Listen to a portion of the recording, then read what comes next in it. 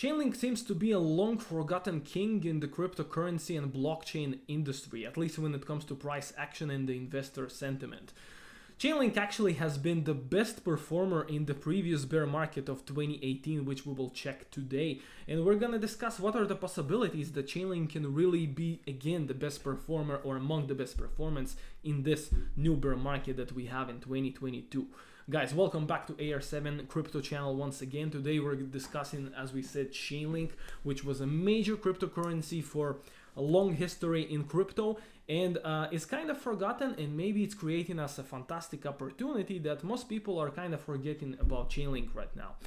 So briefly, let's go into the history first. That actually in the DeFi summer in August 2020, which were really amazing times, Chainlink was number 5 on the Crypto CoinMarketcap. And actually, guys, if you've been around by then, you definitely don't know that many people, and including myself, were expecting that by today, by 2022, the situation is gonna be Bitcoin number 1, Ethereum number 2, and Chainlink number 3, which never really happened. And actually, eventually, when it comes to the strength of Chainlink in comparison to the rest of crypto, actually the DeFi summer was in a way the peak for Chainlink, because it has left the top 10 and never came back to top 10 again since DeFi summer 2020. But the interesting thing about Chainlink is actually that it performed so well in 2019 and 2020 in the more bearish times, and in the more times when only hardcore crypto people stayed around, and probably the people who are going to be watching this video now, because right now we're in the bear market again. And who knows, maybe again in the bull run, Chainlink is actually going to have somewhat of a lackluster performance again, which it had in 2021. But right now we're having a bear market, and that's why we're interested in the next 1 or 2 years what's going to happen with crypto and Chainlink. So that being said, let's look at the logarithmic chart. So one of the things that I like to check on cryptocurrencies all the time is that are they up on the logarithmic? And these are the types of charts I like to see, that on the on the macro scale, on the long-term view, Chainlink is up. Okay, since like you really could buy Chainlink back here, the price was approximately 13 cents, so it went up and up and up. But the thing that I want to focus on today is about the previous crypto bear market of 2018. Okay, and what happened by then? So this was the all-time high of Chainlink of the bull run, okay, in the massive crazy stuff of the bull run in January 2018 here. That was $1.30. But as you can see, so we've had a major bull run, bear market, okay, and Chainlink did drop to approximately 20 cents.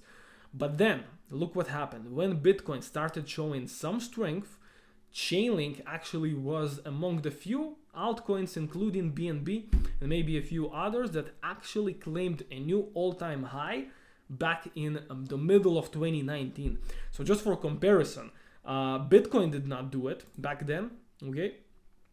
This was the chart of Bitcoin, okay? So it dropped from 20K to 3K, and then by June 2019, it did recover to 13K, but it was not a new all-time high. So even Bitcoin didn't do a new all-time high. And then the second biggest cryptocurrency, also its all-time high, we're talking about Ethereum, was 1400. It dropped to 80, and by 2019, it only reached approximately $400, or actually a little less. Chainlink, on the other end, has had a higher high in the middle of 2019, a higher high than the all-time high. And even if you compare to the to the bottom here, so it did a run here from 20 cents to $4.5. So it literally did a 20x during that bear market phase, okay, during December 2018 and June 2019, which was actually like coming out of the bear market, right? But I mean, it still wasn't the crazy bull run of 2021. And Ethereum, for comparison, only did like something like a 4x. Bitcoin also did something like a 4x, and even BNB, which was actually a really amazing performer also at these times, BNB did from $5 to 33. So even BNB did a little less than 10x. So bottom line, guys, we're showing again here the history of the previous bear market, that Chainlink was actually the best performer of the previous bear market. And why is that interesting and important is because, look guys, what we experienced here, and we can see it better on Bitcoin chart, we've had a major bull run, as we all know, right, in crypto, in Bitcoin and crypto, and the same thing that we've had in 2017, and like to really the very end of 2017, December 17, January 18. And then what happened? Most of retail was like running away from crypto, and over here it completely ran away. Okay, when it was really the bottom, no retail was really staying. Like when I say retail, I mean the retail that are kind of here for the short-term pumps. And you only had people who cared about crypto fundamentally.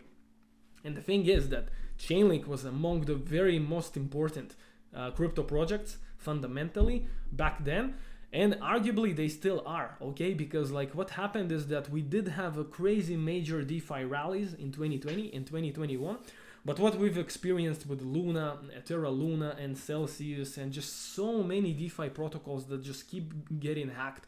Even Curve Finance was among the biggest. Curve Finance was considered like a blue chip of DeFi, and still even Curve Finance had some issues recently. So, just in the DeFi sphere, we have so many hacks and so many endless problems and so many collapses like Terra Luna. But there is one thing in the DeFi ecosystem that is still working flawless. And I mean, not only that it's working flawless, like had we not had Chainlink, actually the DeFi ecosystem would have been so much worse without the Chainlink oracles, okay?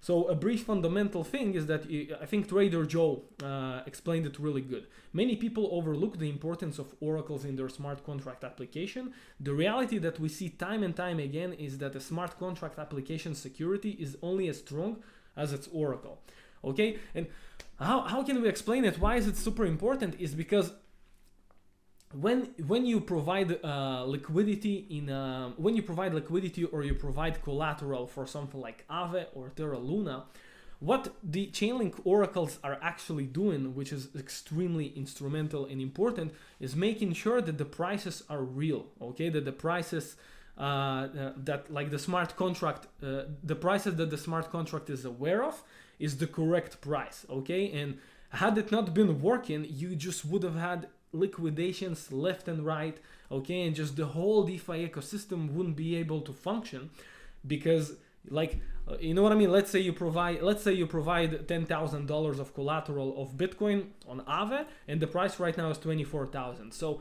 if an oracle is not working properly, like for some brief seconds or because of some hacks, like on that smart contract on Aave, Bitcoin's value can drop to $1,000, let's say, for like 1 second, and then everybody get liquidated, okay? So in theory, if Chainlink oracles wouldn't work as they should, or if somebody was, using just some oracles that are not working as properly as they should, that what could have happened on Aave and all of the DeFi ecosystem. So the fact that we actually did have this DeFi summer of 2020, and then the whole DeFi craziness on Binance Smart Chain and Matic, and then Solana and Avalanche and Phantom and Harmony One and all the crazy stuff that we had in 2021, none of that could have happened without Chainlink. So Chainlink is still extremely important and still like arguably the most important thing in all of the DeFi ecosystem. And because more and more smart contracts keep using them, they need to buy Chainlink in order to use their nodes, node operators. So bottom line, guys, is Chainlink is definitely here to stay. Okay, so the one thing for sure is Chainlink is here to stay, and on the logarithmic chart, we're still tremendously higher. Okay, many cryptocurrencies are just, are kind of pump and dump, and they're not really growing logarithmically like Chainlink. Only the good ones do, like Ethereum, BNB, and some others. So now that we're established that Chainlink is extremely important and still among the most important fundamental coins in crypto, the thing is that right now, as we've mentioned, most of the degen retail is leaving, and once again, similarly to 2019 and 2020, we're only gonna have like kind of more serious crypto investors left, and that's why the projects that are gonna pump like in 2019 and 2020 are gonna be the projects that are more fundamentally important, okay? So that's why Ethereum, for example, is having a really great pump, is because it's really getting close to ETH 2.0. So, you know what I mean? We're already getting to a stage that more serious crypto projects are pumping, but I believe we're still, the bear market could still not be completely over. And we still have some trash that we need to flush. So, all that being said, as we've mentioned, Chainlink logarithmically is doing fantastic. So what did I want to mention technically? Now this is the technical analysis part of the video.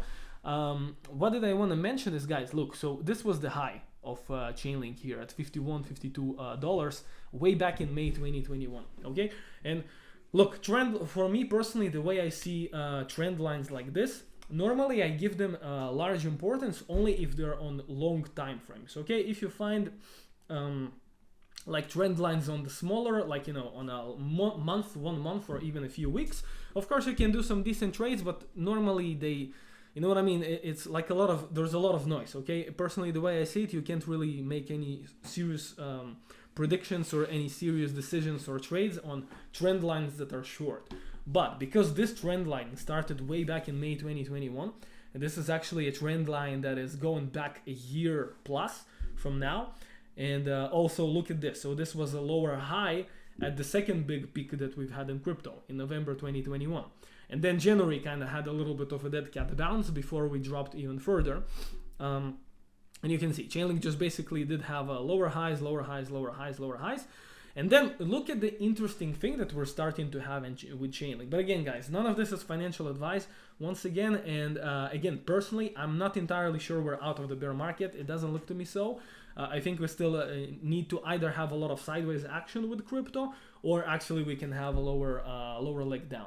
But that being said, guys, I just want to show with Chainlink specifically, since we are really in the bear market for Chainlink, which started in May, okay? As we've mentioned, we are having lower highs and lower lows. But look what happened here since May. Okay, the interesting thing that this was around the time when Terra Luna collapsed. Okay, so since May, Chainlink has actually started consolidating. Okay, at levels also at $6 that are normally have had like really high volumes at these levels in the past. That was actually the beginning of the DeFi summer of 2020 here. So you know what I mean? Over here, you see all of the price action was much more choppy and much more like aggressive to the upside and then aggressive to the downside again. And also here, December, January, and again. But here, it kind of stopped. You only had this little pump here that was just sold off super quickly. And then you just basically have a sideways action here for Chainlink since May. And as you can see, it's different than what we've had in the previous Chainlink bear market. So that's why I'm interested. And lastly, this major trend line is actually right now at the possibility of being broken.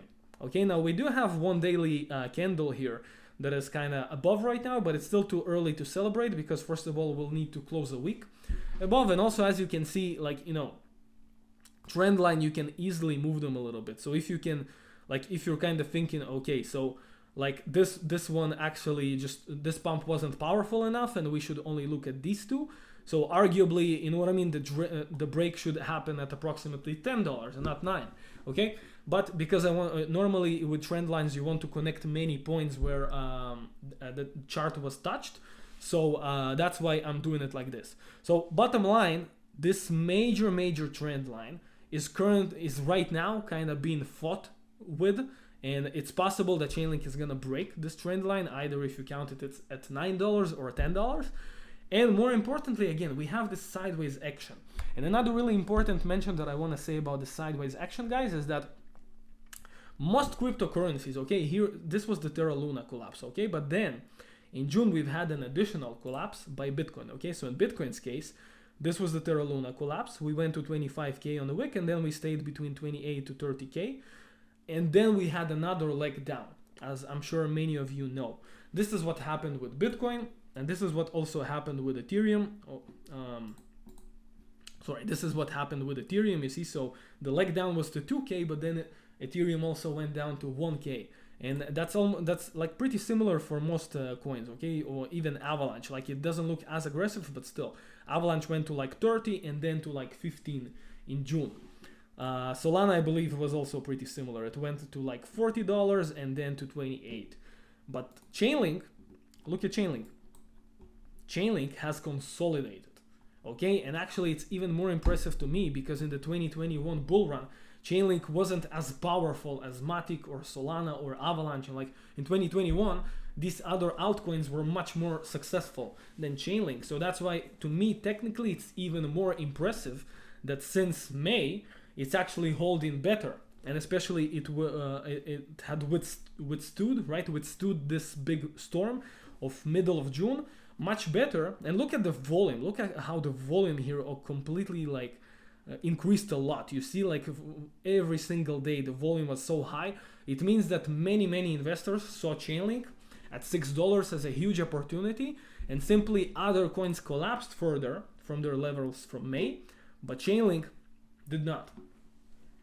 So that being said, guys, that's all the three major reasons why I see Chainlink as a really good probability of having, again, being among the big leaders of this crypto bear market that we have in right now, because fundamentally it's, in my eyes, the most important thing in DeFi, if not top 2, top 3 most important, because in history, in the history of the bear markets, Chainlink has performed really well, and was among the very few that have had a higher all-time high in 2019 than the all-time high that they had in 2018. And the most recent price action is also pretty good here, okay? The most recent price action with, it's on the logarithmic, the most recent price action is much better here with this consolidation and a possible of a major trend line break. So guys, once again, thank you very much for joining AR7 channel once again. If you haven't subscribed yet, that's a fantastic opportunity to do that, because we're gonna snipe the fantastic altcoins like Chainlink and many others that are going to perform the best in the bear market, but even more importantly, to accumulate them for the bull market. So thank you very much, guys, once again, and have a fantastic remainder of this week, and cheers.